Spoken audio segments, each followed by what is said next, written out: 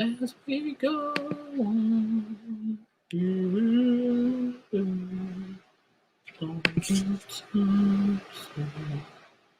been together.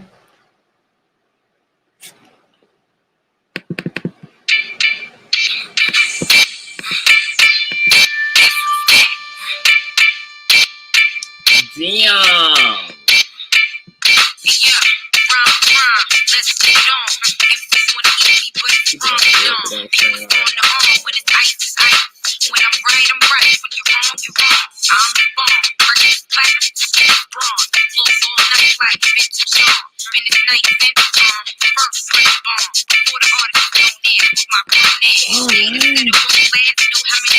Okay, hey you guys, I told you guys I just had to come back.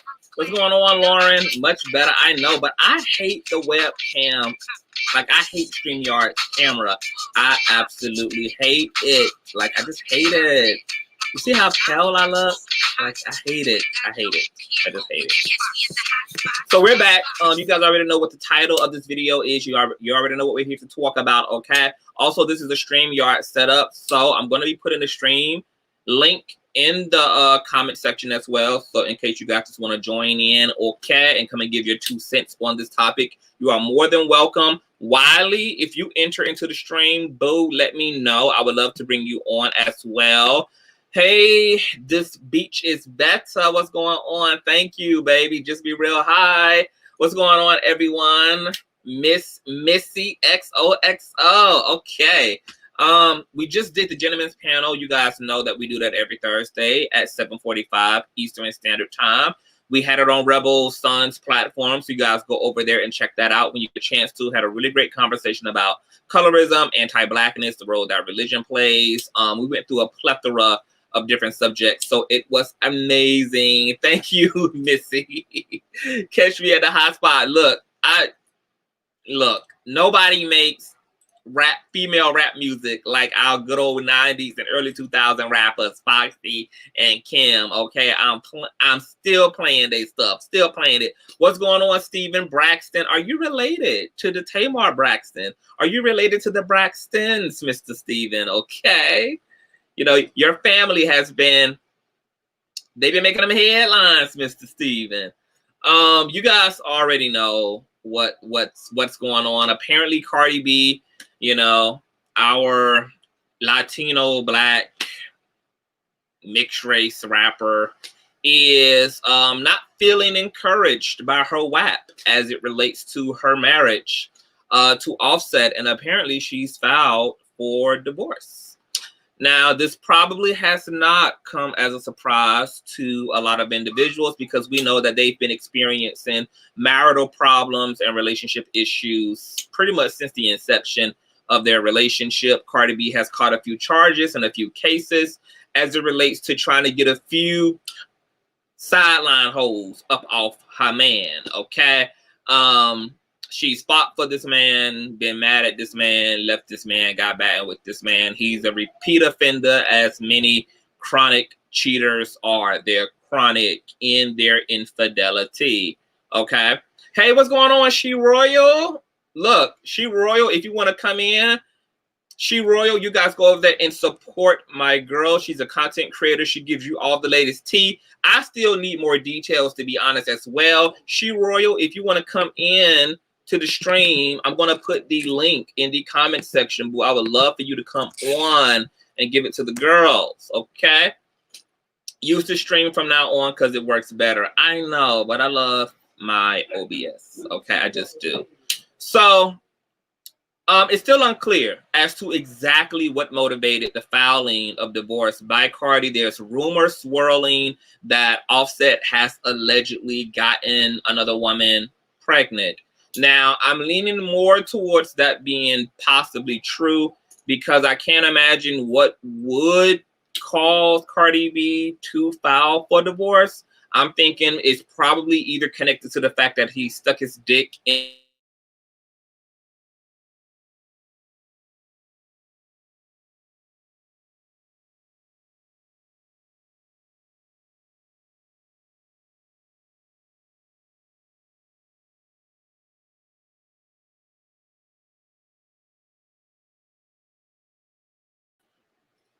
Oh, and we're back. I told you guys I've been having Wi-Fi issues all week. I'm probably going to have to really like skim through this commentary, unfortunately.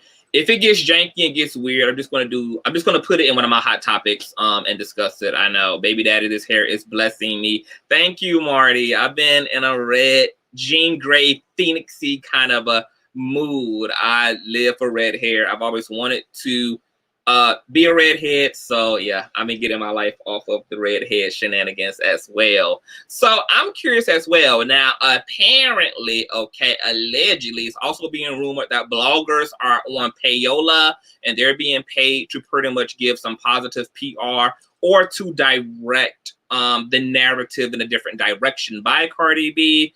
You guys already know who those alleged bloggers have been hinted to being, okay? More than likely true. So we're going to cover a few different things here, okay? I don't have an issue with Cardi B paying bloggers to do whatever, okay? Because at the end of the day, this is her personal life. This is her business. And shit gets crazy because shit makes headlines as it relates to these bloggers. So I don't think, you know, it's out of order to pretty much put bloggers on the payroll and have them talk about your personal life in a way that's healthy for you and maybe even healthy for all participants, okay? I know as an audience that binges off of negativity and binges off of, you know, these celebrities' personal lives, but to us, it may just be entertainment, but for these people, this is their real fucking life. And guess what, bitch? I would have plenty of bloggers on payola as motherfucking well. When you guys see me get big, understand it's going to be a few motherfuckers on the payroll, girl, because what y'all will not be doing is out here doing the most in my God-given name, okay? Now, cheating is something that most women have the capacity to deal with to an extent. Sometimes they have the capacity to deal with it for the remainder of their relationship. You know, some women get into a relationship, realize that their man has a dick in his pants problem, okay? And they find a way, they find somewhere in themselves to be okay with that, okay? I'm not one of those bitches. Then there's other women who get into a relationship, they get cheated on, and they make some provisions, okay, to deal with this with the expectation that we're going to be able to resolve this, okay? You cheat once, you cheat twice, whatever the case may be, girl. We can get into counseling. Maybe there's something wrong with their relationship. Maybe some childhood shit coming up on your end. Maybe we got some ego issues. Maybe I'm doing something to motivate the cheating, even though we know that nobody is fully responsible for cheating but the cheater. But sometimes partners, both male and female, do have a role to play as it relates to the cheating situation, okay? So there's some people who are like, you know what? Fine. Let's get help. Let's work on things, okay? But they have no intention, baby, of staying around for side bitch 1, side bitch 2, side bitch 3, side bitch 73. You know, how many sideline hoes, how much of this disrespect are you expecting me to fucking take? Hey, Gene, what's going on? Maybe Offset wants his cake and eat it too. Now, let's talk about having your cake and eating it too. If Offset wants his cake and eat it too, Offset knew this before he promised to stay faithful to this woman. Offset has been in relationships prior to Cardi B. He's been a young man. He's been a 20-something-year-old man. I'm not really sure how old Offset is at this point, but however, you knew this information prior to getting married.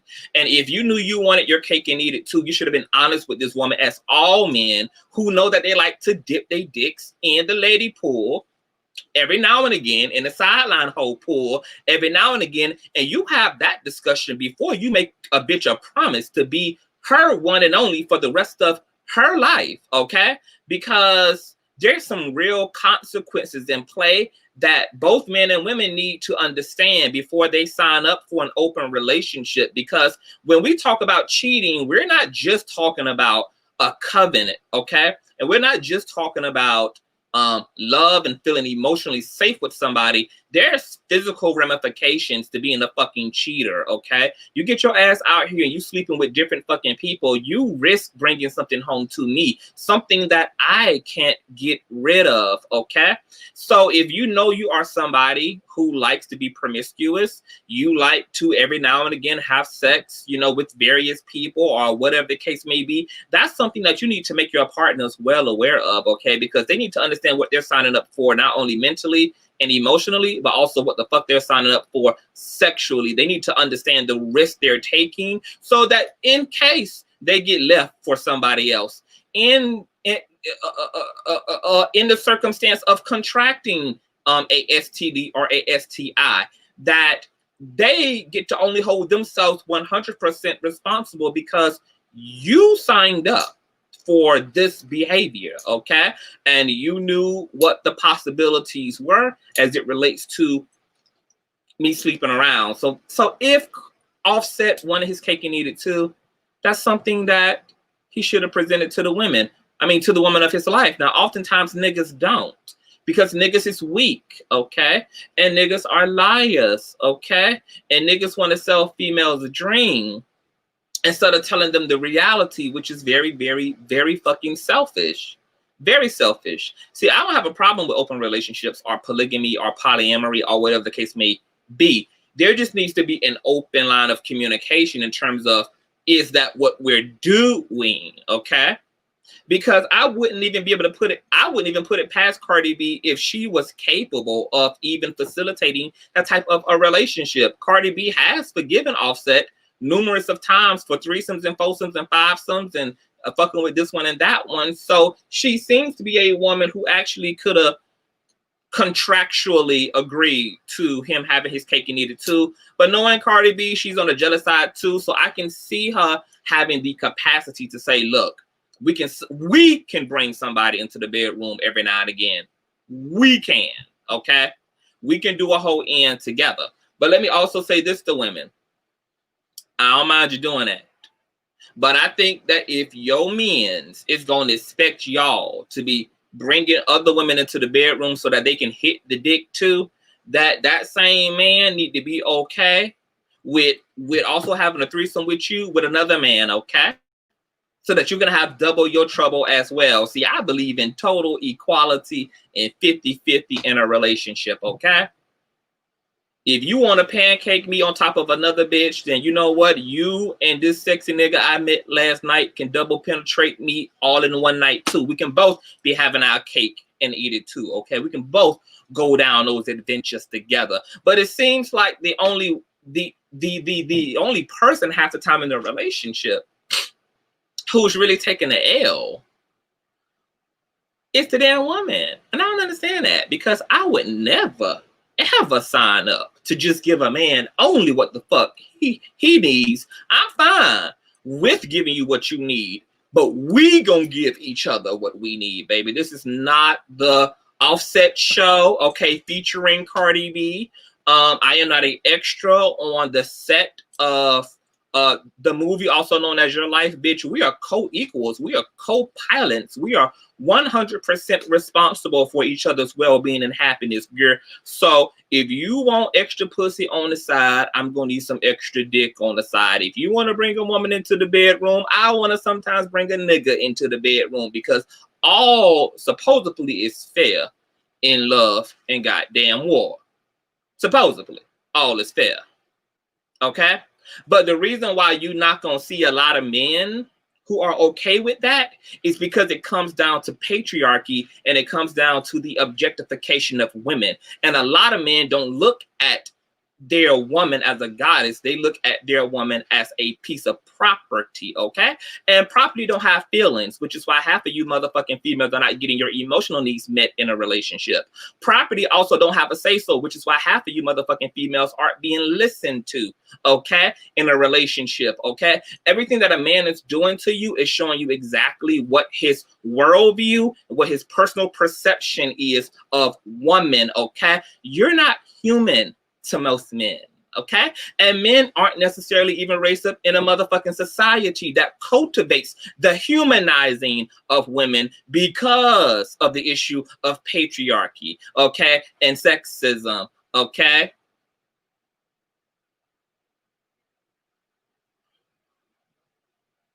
Are you guys still with me? Mm-hmm. You guys still with me? Okay. Yeah, control. And what do you control? You control what's yours. So women are just assets to men, just like the red Ferrari is, just like the money is, just like the big mansion and all the wealth and notoriety is. Women are just another piece of an asset, literally. Okay? Just another piece. So here it is. You have Offset objectifying the living shit out of Cardi B, because Cardi B is nothing more than a pretty ass trophy wife with a big ass, some nice tits, and a small waist. Okay? She has no essential value outside of giving birth to his child and just being there as his fuck toy. See, patriarchy needs to be deeply healed, which is why we got to bring the system the fucks down. And yes, hit that like button, as Nicole Williams said, my mod, okay? YouTube is tripping. She been going in and out all day, all night long. If it needs to control you, you need to go. Yeah, I just ran a story, you guys, a few days ago about the pastor / prophet who killed his first lady in cold blood in broad daylight right outside of her workplace. At 9 a.m. in the morning, this poor woman was on her way to her workplace to mind the business that pays her, and her husband, who she was in the process of divorcing, pulled up, shot her, then stood over her body and emptied the clip into her head. Yeah. Patriarchy at its most evil and wicked. Evil and wicked. Now, Pink Flame says she knew he was a cheater all along. Well, here is another part of this conversation that I want to have, okay? It is sometimes hard, and I cape for women. I love women. I'll choose y'all any day over the community of men. However, women who date a certain type of a man absolutely knows what the fuck they're getting themselves into, no matter what the fuck they say, okay? Now, here's the thing, right? If I was a woman who was attracted to the type of masculinity that a lot of these industry niggas carry, which is misogynistic, toxic ass masculinity, and I'm literally talking about the community of women who like want to fuck DMX backstage, who want to fuck the hot boys backstage, like the literal type of women who literally prey on, seek out, and search out this type of masculinity, this very toxic masculinity. You absolutely know, okay? Because first and foremost, bitch, he telling you who he is all up and through his music. He's telling you that he's a thief, he's a robber, he a shoot a nigga, he a kill a nigga, he a beat a bitch, he want multiple bitches, he want a bad bitch. What you think he's asking for when he's asking for a bad bitch? As a man, let me tell you guys what bad bitch means to men, okay? When a man says he wants a bad bitch, first of all, he's saying that he wants a woman who completely embodies hyperfemininity, okay? That means being very shapely, honey. That means being exotic, long hair. Aesthetically, you need to be hyper feminine, okay? Because you got to realize toxic niggas who represent masculinity in the extreme are attracted to females, okay, who represent femininity to the extreme? Why do you think in the hip hop world they glorify and put on a pedestal the video vixen? Because the video vixen is aesthetically representing the extreme of femininity, ideal femininity. Okay? Now, once the aesthetic is there, what they're asking for in a bad bitch is a bitch who understands that I'm a street nigga. You understand that I'm more than likely going to go to jail. You understand that I'm more than likely going to have to put the streets and the money before you. That you understand that I require utmost and extreme loyalty for you while I ask you to forgive me for not giving you the same level of loyalty. Okay? Really, what you're hearing is the request of a fucking narcissist, okay? And a bad bitch is the bitch who helps her man hide the drugs that he's selling to his community. Yeah, that crack and that coke that's responsible for so many other black men and black little boys not having their parents come home. Those little black boys and black girls who being raised up with a crack fiend mother and a crack fiend father. Yeah, the bad bitch is the Harley Quinn, okay, of a toxic ass nigga. Okay, she's just as bad. She's just as fucking horrendous in her ethics and her morals as the toxic nigga is. Got toxic femininity, toxic masculinity. Okay? The bad bitch is the bitch who is going to hold other women accountable for her man cheating on her, instead of holding his ass accountable. These are the females who pulling up on the job to fight the other woman, aka Cardi B, getting these strippers hurt. Okay, I see you in the background. She Royal, stay right there. I'm gonna bring you in a second, boo. And the bad bitch also is the bitch who finds this toxicity so attractive. Him having killed a few niggas is attractive.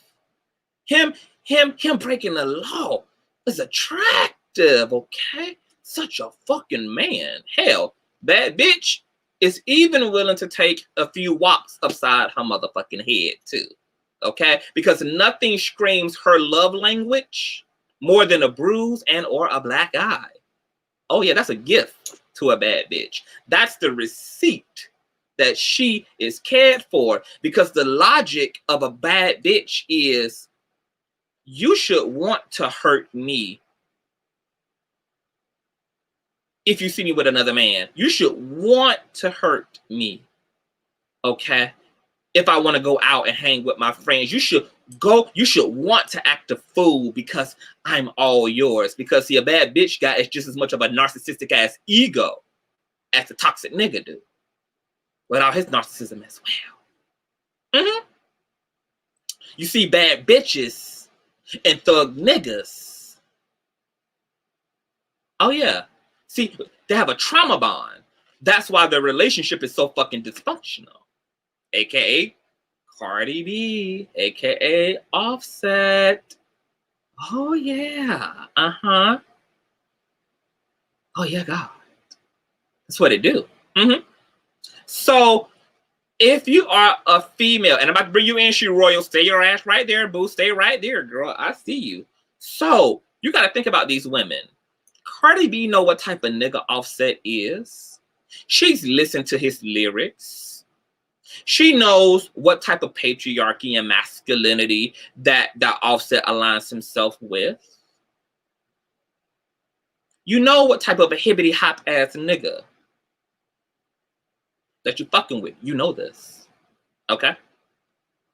So I also got to hold your ass just as accountable as I do him, okay?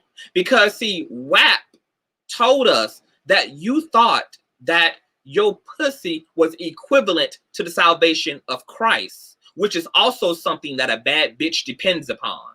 A bad bitch depends upon her sex appeal, and she depends on her skill set sexually. Okay, her head is supposed to change a nigga. It's supposed to turn a nigga out. Her pussy turns a nigga out. Okay. So Cardi B understood what kind of nigga she had, and she thought that if I chucked on his dick until I'm throwing up, if I let him spit in my mouth, fuck me in my ass, okay, and creamed all over him and let him hit every hole on my body, why would he need McDonald's when he got steak and potatoes at home? Well, he need McDonald's because you refuse to acknowledge that he a McDonald's ass nigga.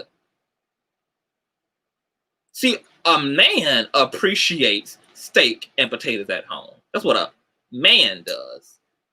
This toxic nigga you with is a dollar menu ass nigga who like dollar menu ass women, who like dollar menu ass antics, okay? He do dollar menu ass shit.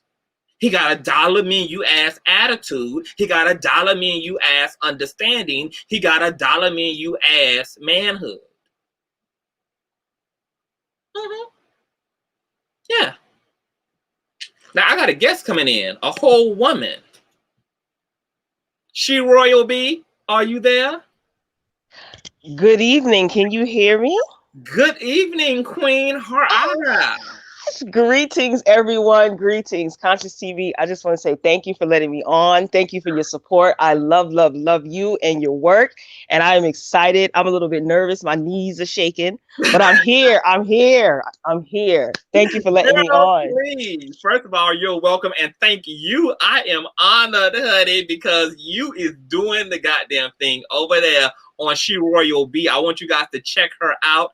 I'm going to let She Royal tell y'all a little bit about her and where y'all can find her before we have this conversation together. But I am honored. I'm happy to have you here. It's actually been a long time overdue. Okay, but be relaxed. Yes. You know, the Conscious crew is nice people. You know, we welcoming people. So just let your hair down, honey. You safe and you sound here.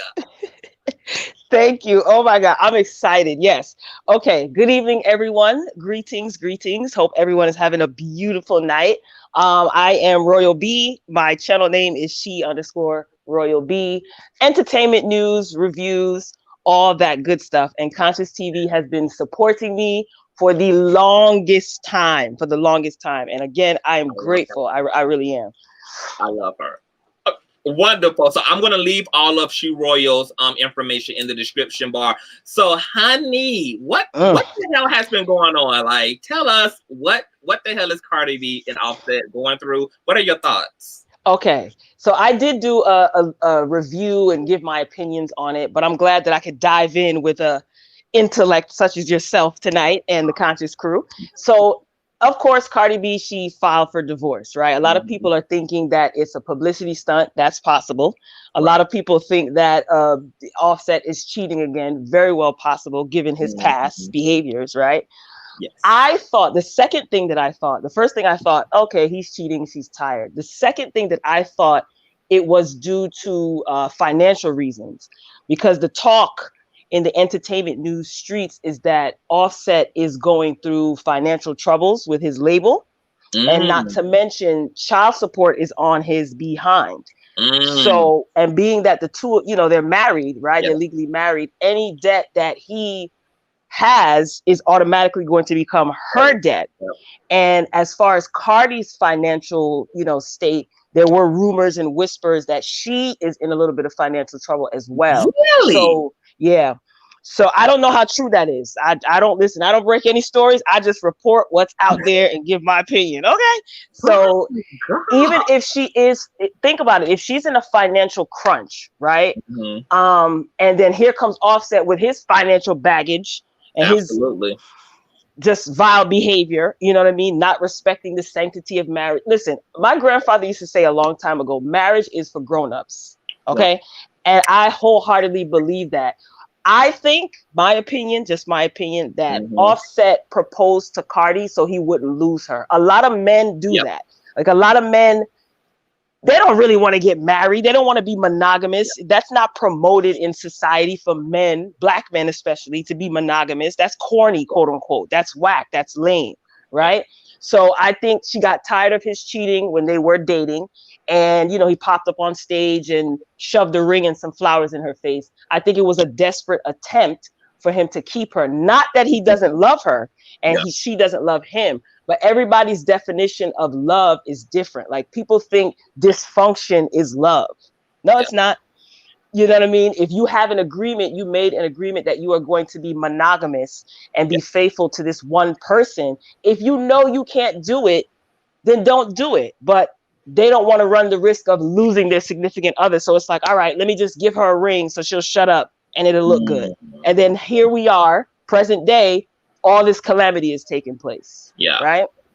That's my opinion. But I think it has a lot to do with not only him being unfaithful, but I think it's a combination of that with finances.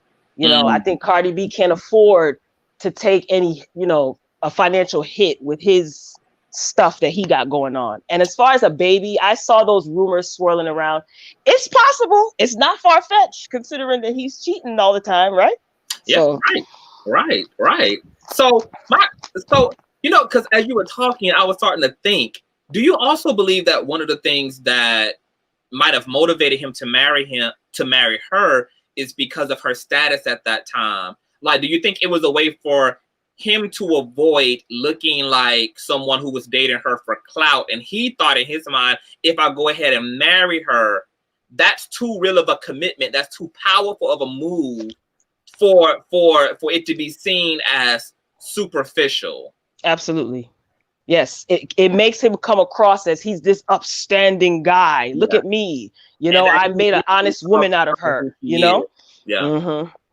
Wow. So which out of the rumors are you leaning to more towards? And have you heard about the rumor that he also have possibly impregnated another woman? I did hear about the baby on the way, and it's 50-50. The first thing that I thought was, oh, he's cheating again. Probably Cardi's tired of it. And then the second thing, the other 50% of that is financial reasons. Because look at Tamar and Vince, Tamar Braxton and Vincent Herbert. You see that she got up out of Dodge before Sony started slapping him with a whole bunch of lawsuits, you know? So I made me think about that. But I mean, anything is possible. As far as him having a baby on the way, we won't know.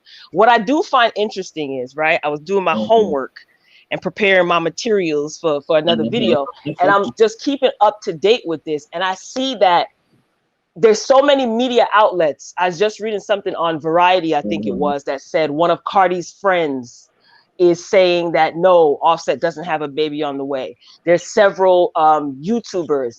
Nope, that's not true. I talked to Cardi. There's no baby on the way. Cardi was like, I think Cardi was under Tasha K's post, and she said lies. That's all she put. Now I study people's behavior, right? Yeah. It's the psychologist in me. Yeah. Cardi B has gone on. This is no shade to Cardi. I like everybody. It is what it is. She goes on rants, social media rants for less. Yeah. Right? If somebody says, "Oh, Cardi's wig, her lace front is raggedy," she's on social media going off. So the fact that she's so mum about this leads me to believe that obviously there's something, whatever that something is, we will find out later on, but there's something that she's trying to keep under wraps. Right?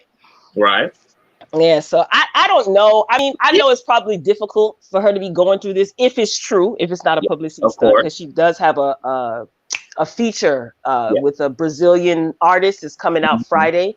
And she's featured on there. So it could be promotion. A lot of these celebrities, they do these crazy things for promotion. So I just, anything's possible, to be honest with you. Nothing will surprise me. Nothing. So here's the thing about denying pregnancy rumors. Like, how is it possible? Like, what is the point of denying it? Like, this baby is coming. Unless you plan on having the carrier assassinated. I mean, that the baby is going to come. It's just dumb to deny it at its inception. Maybe avoiding it, but to deny it as if this isn't something that's really going to happen or something that isn't happening. It's just I never understand why celebrities like deny stuff like that as if they're denying something that can change. Like the baby's coming. If there is a pregnant woman somewhere with offset seed inside of her, right, that child is coming. right. I think it's shame and embarrassment. Mm. And I mean, you're right. It is eventually going to come out. You know, let's just say there is a baby on the way, right? Allegedly. And if she allegedly, right, if she can keep this under wraps until a quote unquote resolution, if you know what I mean, is found, then she's gonna do so at all costs. But then again, if there is a baby on the way and you're gonna try to dissolve this pregnancy, you know what I mean, allegedly, if you're going to allegedly do that, then why would you go to extreme measures to file for divorce and have that publicized? Like, that's public information. Right. So I think it's a combination of a lot of things. I think there is a straw that broke the camel's back, but I think that there is a culmination of things that led her to do this, right? I don't know. Yeah, I think she's sick and tired of just being sick and tired. I think she might be to the point where she realized Offset is too much baggage. If it's not another woman, it's a pregnancy. If it's not a pregnancy, it's financial woes. If it's not financial woes, it's just one thing after another, and she's just completely over it. Yeah, I think she's over it too. If she goes through with this, and then another thing that's interesting, not that he could say much, but he's not saying anything. No statements, nothing. He posted something on Instagram seeming as though he was unbothered with his fresh sneakers and leather pants. So it's like, you know, no shady tweets or Instagram posts. So it's just like, does he not care? And she knows that he doesn't care, and there's nothing that she can do to make him care. So it's like, forget it. Let me go to extreme measures. It's over. It's done. Because there's something, you know, Lord, I hate to do this, but do it. I just, for the life of me, right? I don't like, let me not say I don't understand, because I don't have to understand everything, right? I just don't like seeing women be so desperate to change a man, or to think that they can have a multitude of children with a man to hold on to a man. They could throw thousands of dollars at him, buy him a Porsche, buy him this, buy him chains to keep a man. Like, after a while, doesn't your soul deteriorate? Like your self-esteem, you know, all of that stuff deteriorate, because you know that this man doesn't want you. And no matter how much stuff you buy him, how many things you throw at him, you know deep down inside that he does not want to be with you the way you want to be with him. That's sad. Yeah. But that kind of goes back into the earlier part of my discussion when I was really talking about patriarchy and the way that women are groomed within Western society. And it seems like even on the subconscious level that women are maybe even subconsciously themselves know that they're not really loved, which is why a lot of their seduction is so performative when it comes to women, because they know that that these relationships to men in general are transactional, that a man doesn't love me truly, a man doesn't care about who I am, a man ain't checking my breast every 6 months to see if I got a breast cancer. He ain't loving me like that. He ain't concerned about my you know, like men don't like, and I think the sad reality of patriarchy is that it's caused men to dehumanize women, but it's also kind of caused women to not look at themselves as human either, which is why they're so willing to get their emotional needs met by making the man happy instead of asking yourself, am I fucking happy? Right. Am I fucking happy? Fuck being a down bitch for you. To hell with being your trophy wife and being a great mother and a great wife. Are you a great husband, my nigga? Are you a great partner to me? What about who I am? What about what it is that I want? What about what it is that I'm entitled to? And a lot of times I see women time and time again, I see patriarchy has done a number on them because they're in relationships to men who they're holding down while in prison. You know, they're They're in relationships to men who ain't had jobs for years. They're in relationships and marriages to men who don't bring shit to the table, but either another bill or another headache. And I know that it's because women think that their value is in what they bring to the table, what they bring to the table to a man instead of what's brought to their table. As a woman yourself, because I don't know like what type of introspective work that you've done on yourself and what you've unpacked about yourself or what you've been taught as a woman, but what has been your experience, especially as a Black woman, as it relates to men? What do you understand about what's expected of you as a woman, and what have you had to unpack as a woman about men? Yes, come on, Eon LaConscious. I love that question. Yeah. Okay. First of all, wait, let me go. Can I go back a little bit before I answer that question? Keep me on track, please, because sometimes I go off on a rant, but I do want to answer that question because that's a good question. I want to go back a little bit.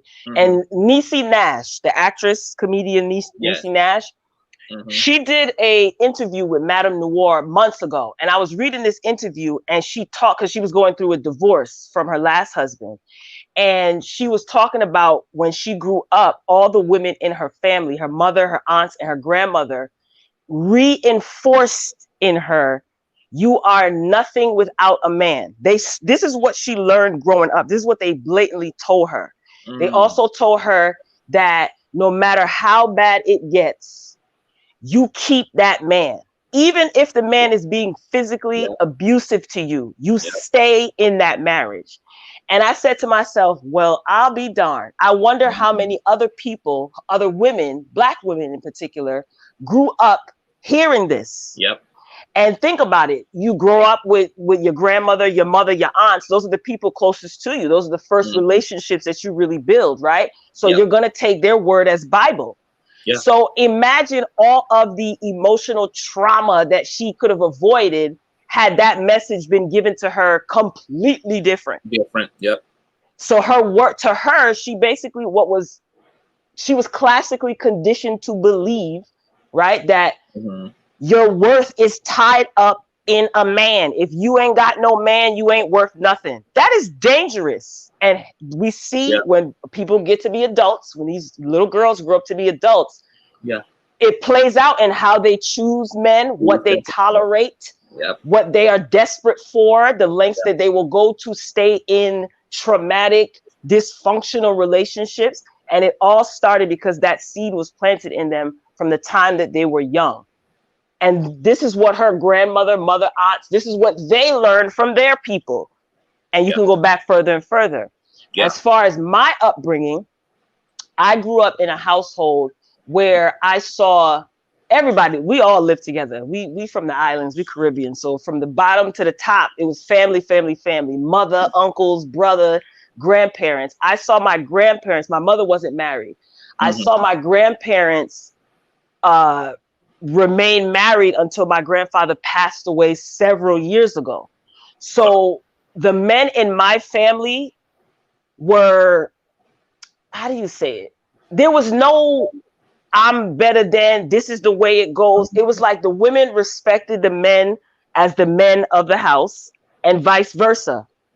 You know what I mean? So that's what I grew up seeing. And my grandfather played a huge role in rearing me and shaping me as far as how I should carry myself as a young lady. It was never one-sided, like the woman is supposed to clean, the woman is supposed to do this. No, my grandfather was cooking and cleaning. My grandmother was cooking and cleaning. My brothers, me, my mom, my uncles. So everything was 50-50 to make, the saying goes, he had a saying, many hands make light work.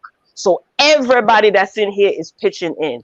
And as far as like tolerating disrespect and things like that, like my grandfather was a very well-respected man, and he was a man's man also, but he was also very gentle in the way he spoke. He never yelled. Like I was never yelled at with aggression. You know, his theory was when you discipline your children, you don't discipline your children when you're angry. You know what I mean? Because the things that you say to them can impact them for the rest of their life because they trust you as a parental figure. So I grew up seeing that emotion. Like my grandfather didn't just talk the talk, he walked the walk too. My grandmother, very loving. Now you're talking about, she was born in 1930. She's 90 now. So she got the old school, mentality. Yes, God. Old school, and again, we're a Jamaican household. So, you know what I mean? The culture is a little bit different from American culture. A lot of similarities, but there are a lot of differences as well. So my grandmother was always the gentle one. All the kids get together, everybody get along. And as far as how we handle conflict, talk. Even when you don't want to talk. That's why I'm so like, I talk a lot. I always got in trouble in school back in the day because I always wanted to talk. I like I'm a great orator. You know what I'm saying? You could tell I'm rambling on and on. But as far as me in my relationships, I was very non-tolerant. Like, and you know what? I started to think like, okay, I know I have problem solving skills. I like to think that I do. But to me, where there's fire, there's smoke. The first side, I don't like aggressive men when it pertains to them and women. You understand what I'm saying? Like in relationships. And to me, it's like where there's smoke, there's fire. And I've always been the type of person, if I feel uncomfortable, I'll overanalyze that. I'll make up all these scenarios in my head, like, because next thing you know, he gonna have me tied up in a closet somewhere. I'm out. And that's me. I'm out. Yeah, out. Right. I'm out. Like, you cheat, I'm out. Yeah. And yes, I'll be crying, listening to Mary J. Blige. I'm going down, but I learned you'll get over it. Yeah. I'd rather you rip the Band-Aid off and I scream and cry for a good 2-3 days, maybe a week, and then press on. I'm a Taurus. So I'm real serious about myself because I've seen so many instances where people stay in relationships, and I don't judge. That's one thing about me. I don't judge. If you decide that you want to stick it out and do certain things in your own relationship, just as long as physically and emotionally, you're good. You know what I mean? But I'm not a long sufferer like that. Not when it comes to stuff like that, because it could cost me my life. So absolutely. Wow. Somebody said hug her, because at least people still got family these days. Still exist. That's really interesting that you were brought up in a family where you saw pretty much activities and responsibilities were kind of just allocated to both genders. Everybody had a role to play. Everybody had something to do what need to be done. I don't care who get it done. Just I was raised up in a similar situation. I remember an instance that my auntie recounts, because my auntie was in an abusive marriage when I was coming up. And I remember I went to her home one day and she had a black eye. At that time, I didn't really have a concept for domestic violence or anything. And she had explained it as she had fell and had hit her face. And I took it at face value. And she had been going through this domestic violence pretty much her whole relationship to my uncle-in-law, who's no longer my uncle, really. I mean, she divorced him, but there was a point in time where she realized that this relationship was completely toxic and she left. She retreated to my grandparents' home, and my auntie came in the house one day, and my grandfather, my grandfather was a sweet man, a caring man, but my grandfather also had issues as a man. And one of those issues was he was verbally and physically abusive. I'll just leave that as that. And one day she came into the house and my grandfather saw her eye, saw the ring around her eye, and he looked at her and he said, "He really fucked you up good, huh?" And my auntie was broken heart. It broke her heart, because my grandfather comes from, when you was talking earlier about how women were basically raised to see men as a prized possession, no matter what condition he was in. He could be a cheater, he could be a liar, he could be a beater. But girl, if you acquired a man, that's all. And then you was even more lucky if you came into the relationship with children, and this man who's beating you beating your kids, even might be sexually abusing your children, even if he's doing all that, you're still lucky that this man chose you. You lucky, girl. You are lucky. Don't complain. Shut up. Get information and do your job, because you need him. And so this codependency was like reinforced and reinforced and reinforced again through generations. And my grandfather comes from that generation of men who believed in not only disciplining your children, you discipline your woman. You kept her in order. You kept her in check. She was not to speak out of turn. She was not to wear things that you don't approve of. She was not to go where you wouldn't have her go. And she damn sure bet not ever call herself challenging your authority. Because that came at nothing but the consequence of an iron fist. Right. And my grandfather was just that. And the interesting thing about my grandmother is that, just like in general, between the genders, between the sexes, women oftentimes are the empath. So of course, women being empathic, having a greater capacity for love, which is a whole nother force and phenomenon all by itself, they oftentimes end up being able to rationalize a lot of the inappropriate behavior, a lot of the violence done to them psychologically and physically. And women tend to, in general, just be very, very long suffering. And it took my grandmother damn near going into cardiac arrest because the marriage became that toxic that she started to break down physiologically and psychologically. And her doctor told her, she said, yo, if you don't leave this relationship, he's going to be the death of you. And that was the thing that woke her up. If I believe that if my grandmother's health had not gotten as bad as it did, she would have stayed. It took her pretty much being forced out of her seat. This is why a lot of my straight friends, especially my straight male friends, they get on me all the time. They always feel like I'm so hard on men. I'm hard on men because I know how much women put up with, and I know generationally and culturally what women have tolerated from you motherfuckers. See, women are willing to be led, but they don't want to be led astray. Right. Women are humbled enough. A woman is humbled enough to play the background as long as the man is doing his shit on the foreground the way that he's supposed to. See, women don't have a problem with none of that because women don't really, in general, have egos like that, and not to the extent that men do. So,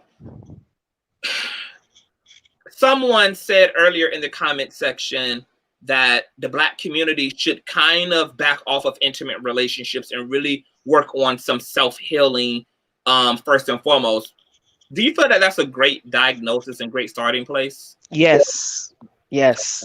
And I understand that it is somewhat unrealistic to expect that, you know what I mean? Because people's, how do you say it? Like their inhibitions get away from them. You know, you have lust and you're going to procreate and all this other stuff. But I think that is a good suggestion because you talked about trauma. I think I overheard you talking about trauma bonding when I was trying to figure out how to log on this thing. And that's that Eckhart Tolle book.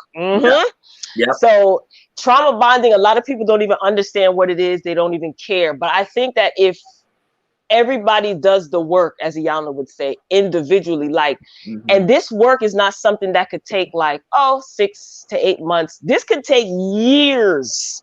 You know what I mean? And a lot of things have to be unlearned and relearned, because just like Niecy Nash, it was implanted in her that she has to have a piece of a man at all costs to be worth something. For years, it's not until recently that she realized, like, nah, that's not really the way to go. She's like 40 something. So I think that if everybody, especially the Black community, if we really take it seriously and like do the work do the work on ourselves first. Yeah. Then together we can come together as a community and be able to, like, you know, benefit one another, and it'll be a stronger community. Like, but if we can't help ourselves, there is nothing that we can do together. It will be just a community and a group of people creating more mess, more trauma, you know what I mean, more dysfunction. And then on top of that, you're procreating with people who you like Cardi B. This is God's timing is so perfect, man, because this is a long overdue conversation, and look at where we at right now. Yeah. I'm grateful. I'm grateful. I'm grateful. Yeah. Now, I want you to talk about it. You get two people who are in trauma, who are openly wounded. Yep. They think that what brought them together was the love, when it really was the wounds that genetically attracted them to one another. And then co-creation happened, and the cycle has an opportunity to be perpetuated generationally, because lots of people never really break the cycle, because we're not raised in households and raised up in systems that teach us about emotional awareness and emotional intelligence, that teach us how to be introspective, how to do check and balances on ourselves mentally and emotionally. And so leaving people handicapped in terms of how to navigate their pain, how to navigate the issues that come up in their relationship. And you have well-meaning people who end up really fucking each other up, and then fucking up the lives of their children. And so children are raised up, they don't have that awareness either. They become adults, they also attract another wounded person, and then shit goes kaboom and kaboom and kaboom again and again and again. This is also why, like, in my commentary, I've really moved away from really blaming a lot of things on Black people, because I realized that what we're seeing when we look at all of the issues within the Black community, whether it's Black on Black violence, whether it's a single parent households, whether it's the issue of domestic violence, whether it's transphobia, homophobia, the violence upon women, like when we see all these things, I realize that there's one big ass commonality, and that is really the system of white capitalistic patriarchy itself. And this is why the numbers look so polarizing between the white community and the Black community as it relates to certain issues that are more prevalent for us, that are not prevalent for them. And so now when I look at our people and I look at why do we do the things that we do, how have we gotten here? Well, we've had a lot of help getting here. Matter of fact, we haven't even had a lot of help. We were brought into this bullshit. Right. We've been weaponized against ourselves. And very true. I think that, like you, on one end, it seems unrealistic, but we as light workers, and that's all of us, like all of us who are light workers, I don't know how we're going to get the attention of our people as it relates to spiritual wellness and emotional and mental wellness, but we're going to have to die trying everything that can be tried as it relates to getting our community to understand how significant your spiritual and your emotional and mental health is, how necessary that is as an entire person, as an entire soul coming into this God-given experience. And I think that's something that's happening within our community. There is an awakening in some ways. I'm just hoping that that means that there's a lot of room to continue to hammer at that enclosure so that more light can come through. I hope that the things that are happening with race and Black people in this country, us being killed, on one end is unifying us, on one end is helping us to unpack racism as systemic oppression and help us to understand and intellectualize the system, that we're going to be able to get into those pockets and really say, hey, yeah, we've had enemies the entire time, and this system has psychologically destroyed our entire community. And those people are not going to care about whether we get to the mountainside or not. We are going to have to be willing to make some sacrifices to clean up the mess that they did. And I'm gonna let you, because I'm about to go off into a rant. We both keep going. This is good food. This is real soul food to have these conversations and to be able to bounce off of each other and like, you know, people give their perspective. Keep going. I'm listening. I'm all ears. I'll wait my turn. I was just gonna say this last part here. Damn, and I kind of where was I? I kind of forgot where I was a few moments ago because I had just had a thought that entered, but this is the big thing, and I feel like this is going to be the hardest part of our healing. There is no healing that is the most difficult to obtain than when your problems were that of other people. Because what the ego wants to do is say, because you didn't do this to yourself, you don't have to do anything about it. Right. That other person is the answer. Those people who did it need to provide the remedy. Those people who did it need to provide the closure. And so a lot of times, because we're naturally more aligned with our ego, we can be in desperate need of healing, and only a healing that we can give to ourselves. But because somebody else did it, it's easier to forfeit the manual labor that it takes for you to heal yourself and to say, hell no, you have to atone for this. You have to say you're sorry. You have to make things right. And right. And we know through actuality that even when people do give the apology that they needed, provide the closure that is being asked of, that you're still in the background and those wounds are still vibrating.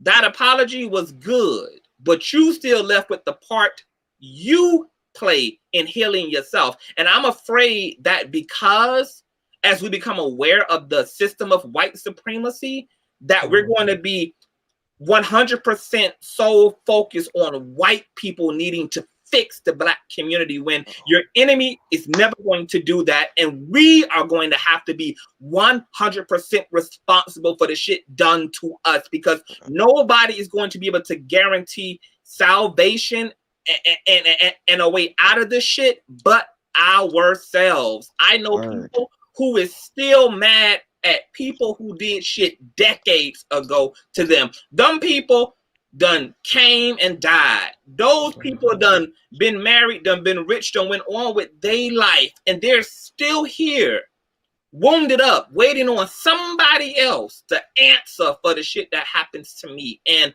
unfortunately, as hard as it is to hear, there is nobody who wholeheartedly really can but yourself.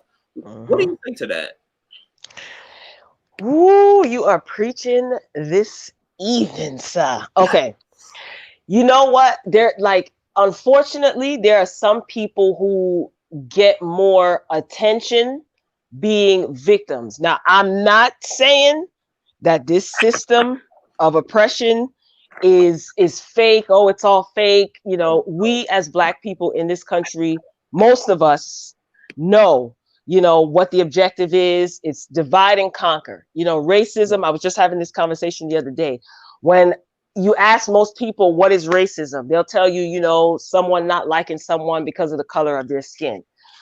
Okay, but I feel that racism is a social construct that has to do with the elites versus everybody else. And then what they do to throw in a distraction is to tell you, oh yeah, you're not supposed to like this person because of the color of their skin. It all has to do with money. It's them people up there versus everybody else, right? So you talked about, you know, white supremacy and the social construct and so on and so forth. And I wholeheartedly agree with you that, in a nutshell, what I got from what you said is sometimes we have to be okay with the apology that we will never get. We got to move on. Baby. And I feel. 1 minute, she royal. Please say that for the people in the back one more time. And say it kind of slow if you can. my people, hey, my loves. Sometimes in any situation, you have to be able to be okay with the apology that you just might never get. You have to move on because, like you said, sometimes you looking for acceptance from here, an apology from here, someone to atone for what they did to you from here. You wasting your time and you are literally deteriorating from the inside out, literally, not just spiritually, literally. This is why certain diseases take up in people and why people suffer from certain afflictions. It starts somewhere. It's not just, oh, well, it runs in my family. No, that generational curse runs in your family. Cancer is not hereditary, for example. A lot of people think, oh, cancer runs in my family. No, cancer doesn't look it up if you don't believe me. There's no such thing as cancer running in your family. It is either something that you're consuming, whether it be food, the energy that you're around. You know, they say guard your gates. What you're watching, what you're listening to, what you're perpetually told, that is creating the dis-ease in you. Cancer ain't hereditary. I digress because I'm getting off track. No, you on it. But wait, there's something else that you mentioned. As far as how Black people are constantly treated in this country. Marcus Garvey, right? My grandfather had us reading me and my brother reading Marcus Garvey when we were like 11 and 12 years old. Marcus Garvey, oftentimes, his whole campaign was the Back to Africa movement, right? He gave multiple speeches to Black people in America. You don't belong here. This is not, this system is not set up for you. These people are not for you. You will never be treated equal. You will suffer if you continue to stay here. And every time we turn on the news and we see this person lost their life because of this, or this is happening to Black people, it always takes me back to some of those like talks that Marcus Garvey gave. And I oftentimes wonder if Black people that were brought here to the United States actually all went back to Africa and left this country, would the United States even be still standing? Where would we be as a people? You know, you do those what ifs, because it's like, how many centuries are we going to fight to sit at a lunch table where the people who head the lunch table don't want us there? I don't want to fight to sit somewhere where you don't want me. And I'm not being insensitive to anybody who, you know, fights for a cause or tries to progress us as a people. I'm not being disrespectful and I'm not being ungrateful. But it's like, sometimes I personally get frustrated. It's like, damn this lunch table. I'm about to set up my own lunch table over here. I don't want to sit with you if you don't want me, because you're constantly going to treat me as if I'm begging you for something and you did me a favor. It's never going to be equal. And it's very frustrating. It's very, very frustrating. And I could see how that could make any group of people depressed. Absolutely. You're constantly told, you know how people share like videos, for instance, like of George Floyd. You know, to this day, I've never seen that video. Me, I'm very visually sensitive. I'll read an article before I watch stuff like that. Like, I can't. Now imagine that's circulating, people sharing it on Facebook. No shade to anybody. You know, you're sharing it on if you constantly see that, you are being classically conditioned to think this is the way you are supposed to be treated because of the color of your skin. That can mess up anybody's psyche. You start to doubt yourself. You're depressed. Your self-esteem gets lower and lower. You start to engage in activities that's self-destructive. All because of classical conditioning, brainwashing, all that stuff is real. Some people don't even know they brainwashed. And they walking around here like in total dysfunction, thinking that's normal. It's sad. It's sad. Dysfunctionally functional. Functioning alcoholics. You hear the terms: functional crackhead, functional this, function. That's an oxymoron. How could you be a functional alcoholic? But we know those terms are normalized. We hear that people use them all the time. You can function in dysfunction. That's dangerous. I'm telling you, the people who set this in motion, it's like they don't even have to go to extreme lengths Yeah. To help certain people destroy themselves. It's like putting the clothes, like before washing machines were invented, right? You used to hand wash your clothes on them washing boards. Now you throw them in the washing machine, press a button, boom, automatic. I.e. the music, i.e. what's on TV. You know what I mean? I.e. what we read, images, lack of representation, negative representation. It's easy for them now. There's so many media outlets, so much access to information. Yeah, we could put it on the TV, Instagram. We could just do it. 1, 2, 1, 2. Let them keep destroying themselves. Yeah. It's sad. It's really, really sad. It is. It's really messed up because what we're really talking about is America being equivalent to sunken place for Black people. Absolutely. It's sunken place. And it's really a very, I mean, it's really wicked at how psychological this thing is, because you have Black people who either are going to internalize the results of white supremacy as anti-Blackness, aka an excuse to hate myself and to hate other Black people, or I'm going to use that to fuel my liberation and awakening of the circumstances in the situation. But you also have white people who are deeply removed from the reality of what America is for Black minorities. And so you even have them reinforcing the veil. Oh, this doesn't exist. Racism doesn't exist. Yeah, it's not. You won't be able to see the system that's been spoon-fed to you since you've been in your mother's womb. If you want to benefit from it, they benefit from it. You so just benefit from the system of your forefathers. And then I always say, as it relates to leadership, if a leader wants to know the measure of his impact on a people, don't ask the people at the top. Ask the people at the very bottom how they've been impacted by your leadership. That tells you the measure of your leadership. When we talk about these presidents, we talk about these politicians, don't care what the upper class can testify to. What can the lower class testify to? What is their impact of leadership and power and influence?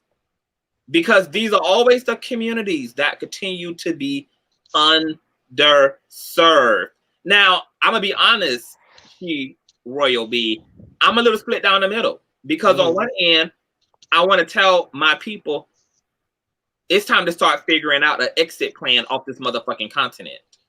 But then on the other end, I say, oh, hell no, bitch. In terms of bitch ass white supremacy, not you, just to be clear. Oh, hell no, because my people's blood is in this land. Exactly. My people's work ethic, their trauma, their contribution, their culture is America.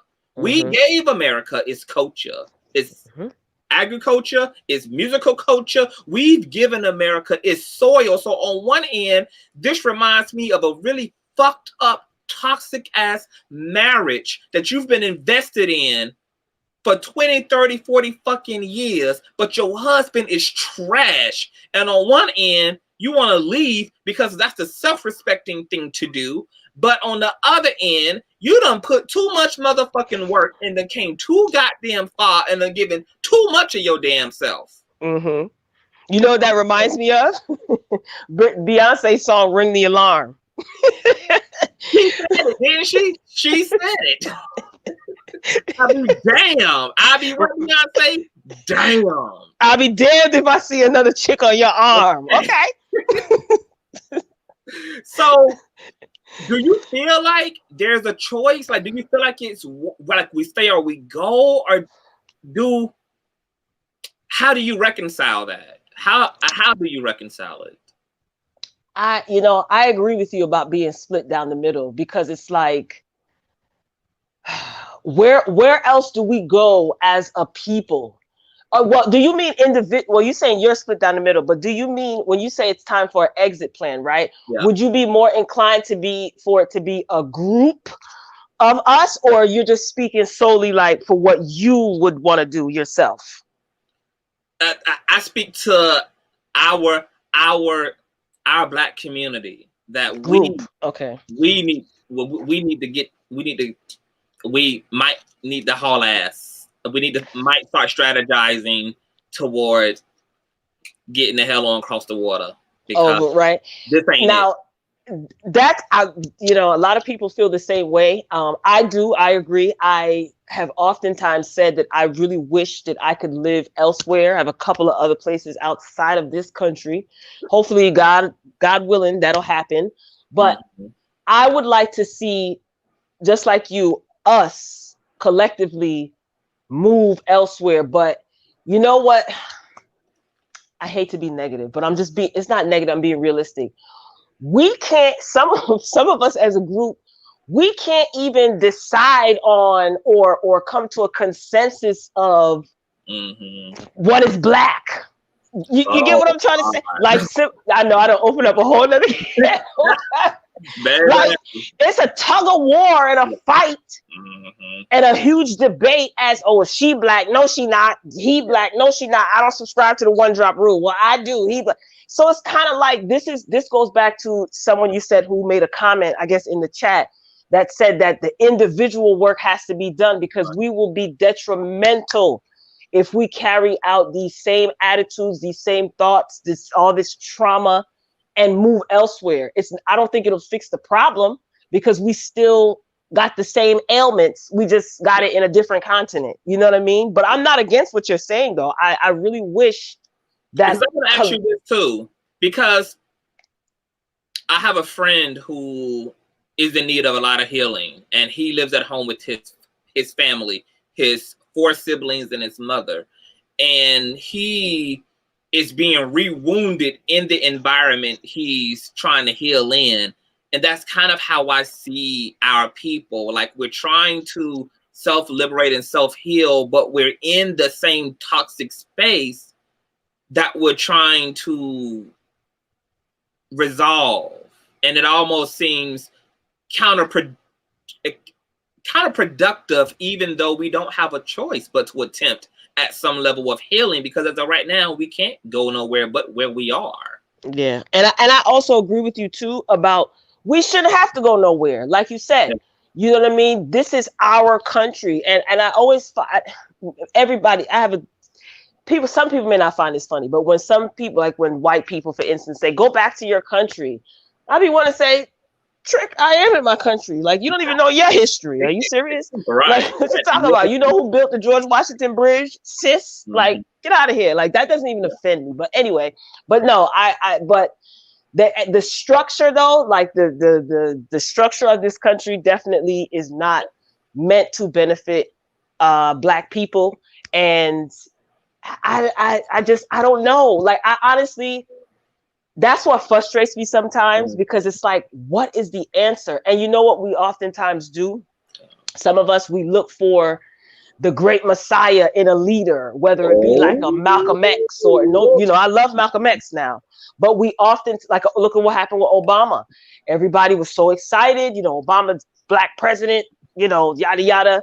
And he was like held up like he was this messiah coming to save all Black people. And I just thought, like, who, like, where do you get that from? Like, why is Obama gonna be, why should Obama be responsible for saving all Black people? He's a politician at the end of the day. Yeah. Not discrediting anything that the man has done. Right. I'm not, because we don't really know what goes on. We can only assume what goes on behind the scenes. But when he's in those boardrooms, we don't know if he's being threatened. We don't know. We don't know. And I think we hold some people up, and then when we realize that they're human, then we just discard of them. We cancel them. This whole cancel culture, because it's almost as if you need to save us, save us, save us. You know, that's a lot of pressure for any human being. So that's why, again, the work has to start with us individually. And until then, it is just going to be a continued cycle of dysfunction, unfortunately. And some of us know how to deal and survive in dysfunction better than others, and that's sad. That's sad as hell, right? Like, well, that means that we as a people are going to have to really get over our respectability politics, and we're going to have to be more committed to principle, which allows us to tell each other what we need to hear instead of what we want to hear, just for the sake of preserving the family ship or the friendship. Because I know even for myself,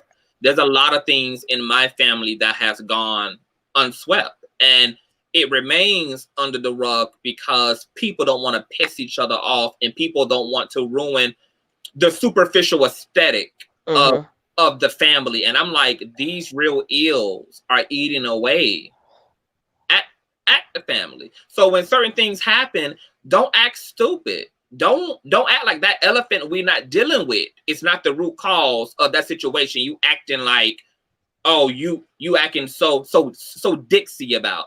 Stop acting like the things that we're ignoring between each other and the things we're not telling each other don't play just as much into the issue as the things that we do tell each other. And here's the thing. Oh, sorry. Go ahead. Oh, I'm finished. Go ahead. 2020. If 2020 is not, it hasn't taught us anything, is that you will be, or it will be exposed, right?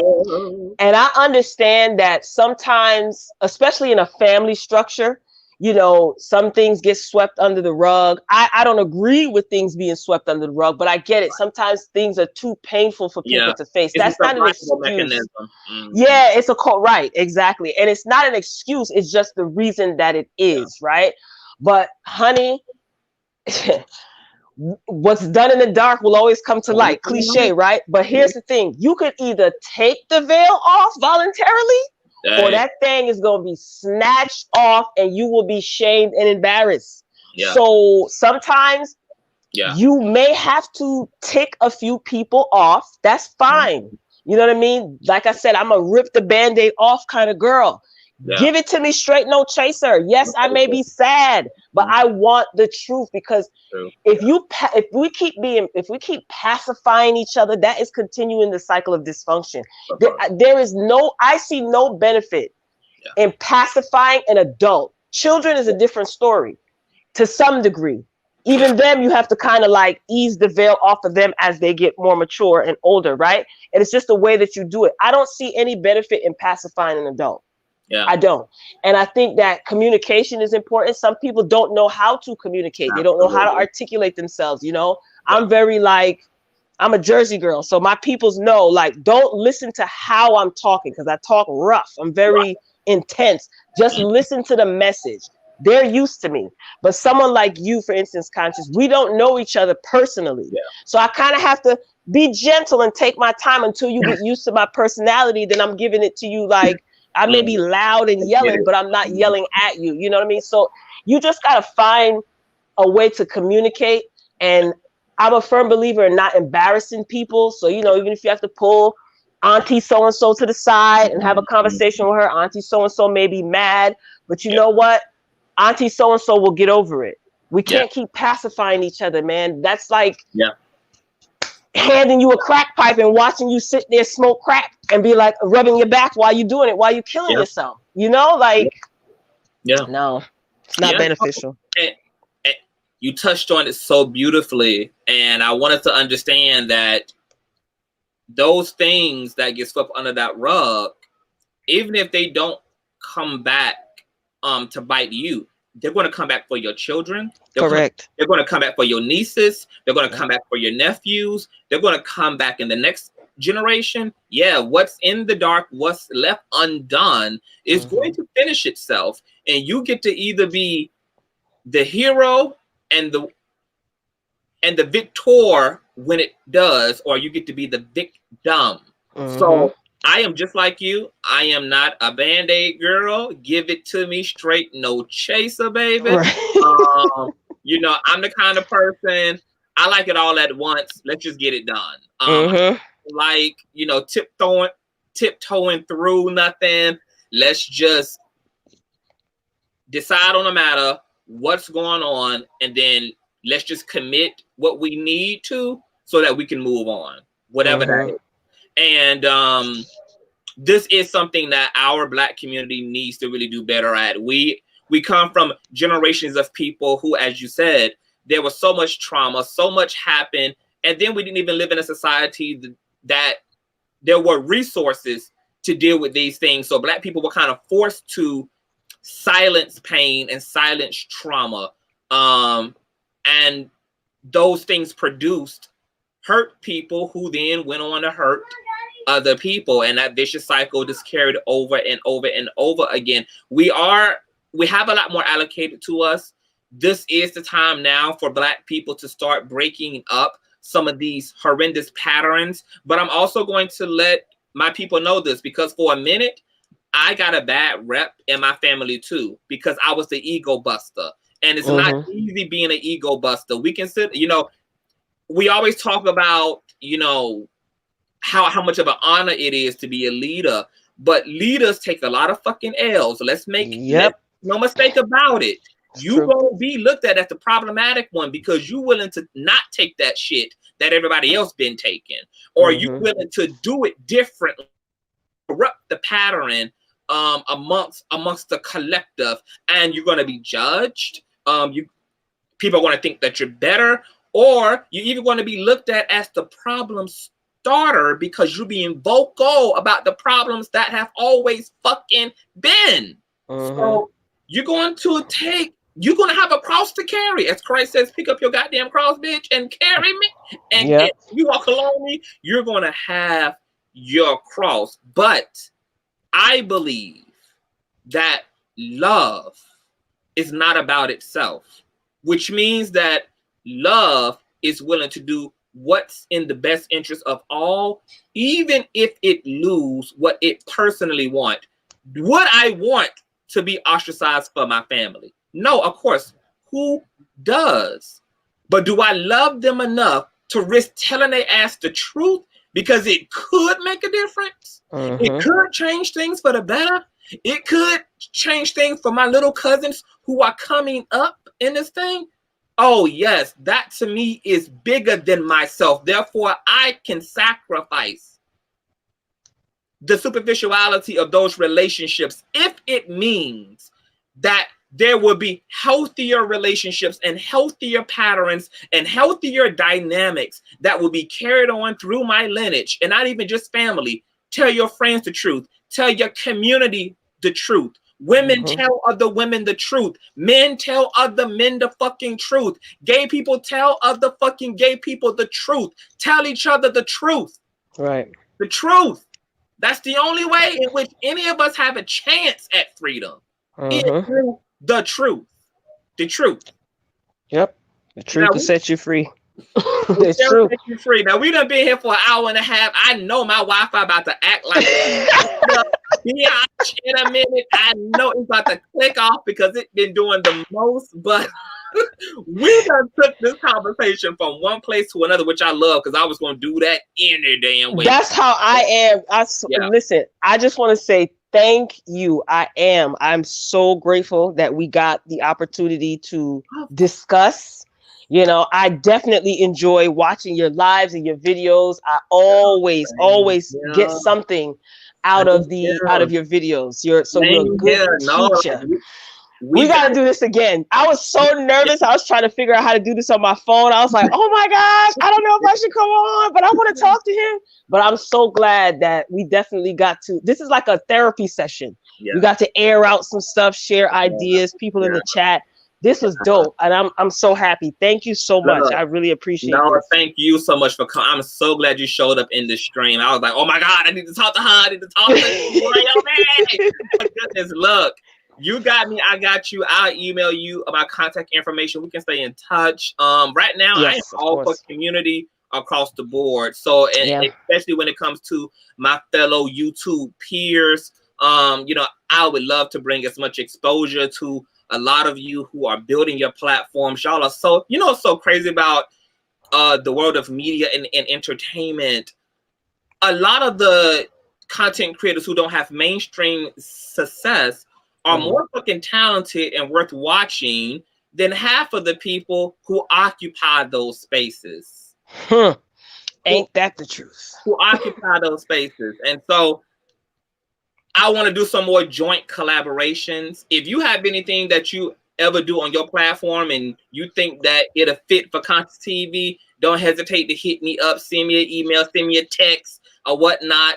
The same thing here. I got a lot of things that I'm going to be doing with my platform, a lot of things that I've been preparing for and creating, wanting to do some things differently with my platform. So I'm going to get your personal information when we get offline and everything. And okay. you can just, I have your email, so I'll just, if anything, I'll shoot you an email with everything, though. But thank you, thank you. I appreciate you, man. I really do, Conscious. You came and blessed the people, honey. The comment section has been going crazy. People have had so many hallelujah, Holy Ghost in this dialogue, baby. You came with the fire, okay? Conscious crew. And this is a Conscious crew member, baby. Like she Royal B. Yep. Me forever. For a minute. Like I said, her platform is amazing. Oh, look, she make my platform look raggedy, honey. No, don't say that, because that's not true. I got my inspiration from you, man. Seriously, because when you said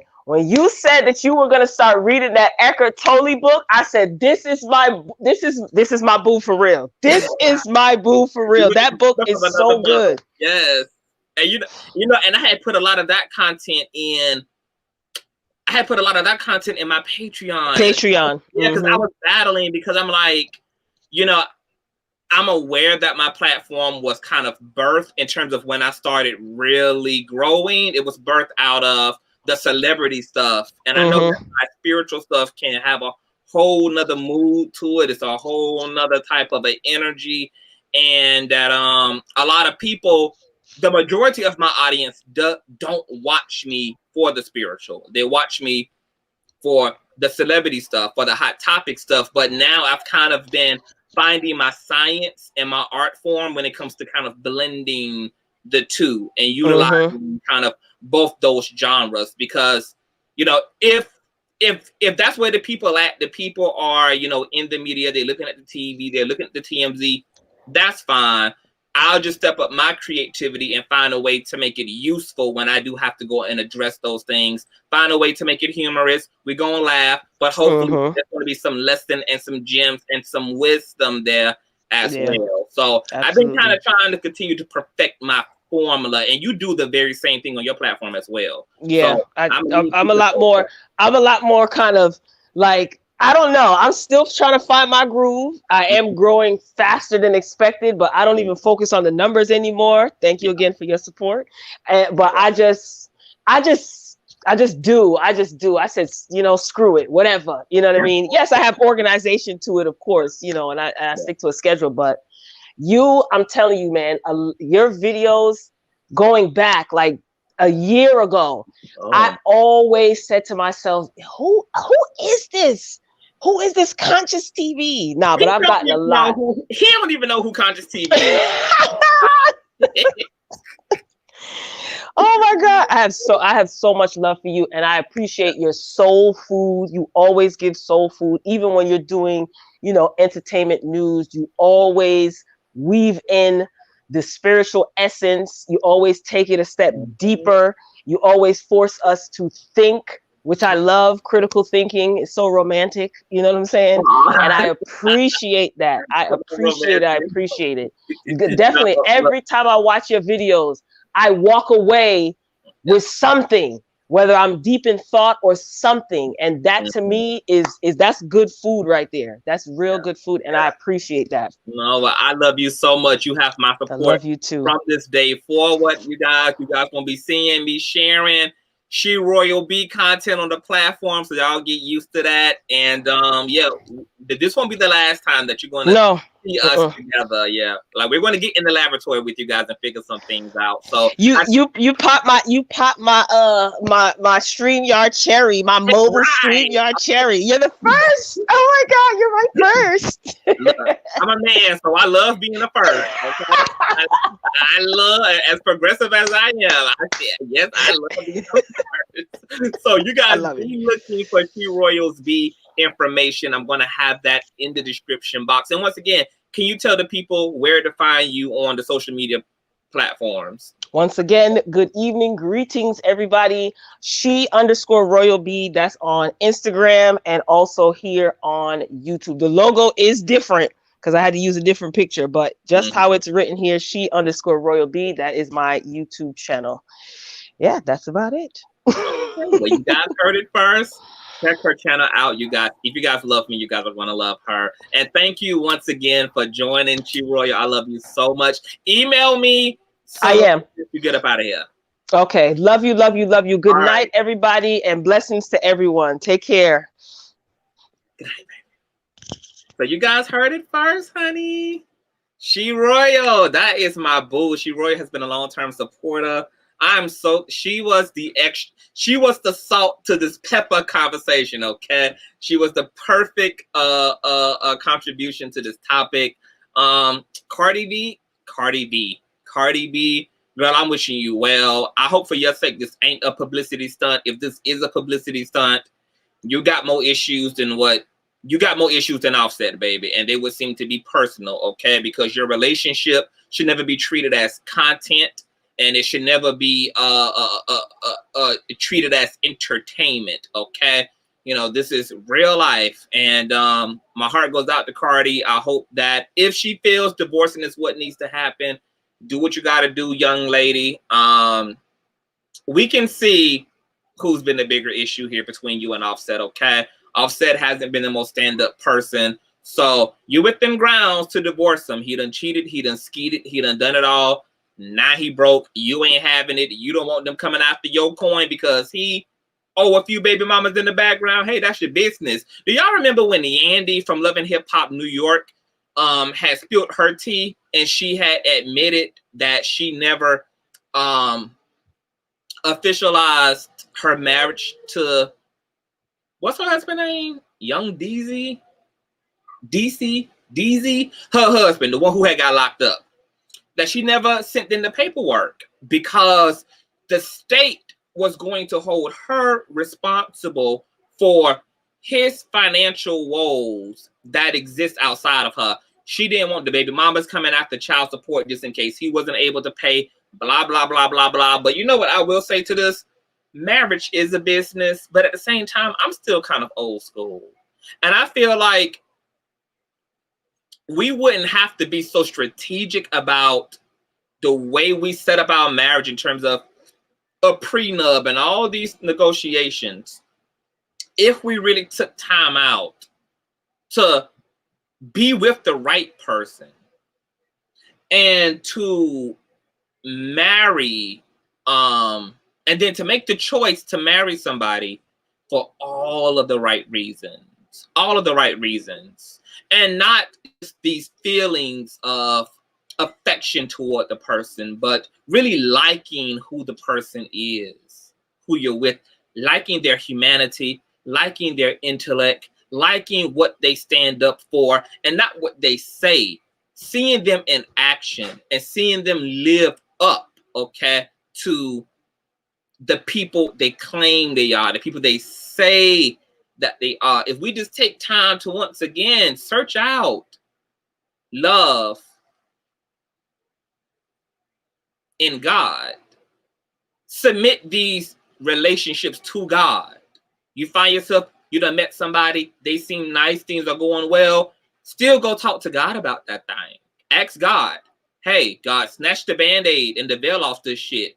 If this shit just looks good, but it tastes horribly, if what's going to happen is when I bite into this relationship, I'm going to find a black jelly bean there.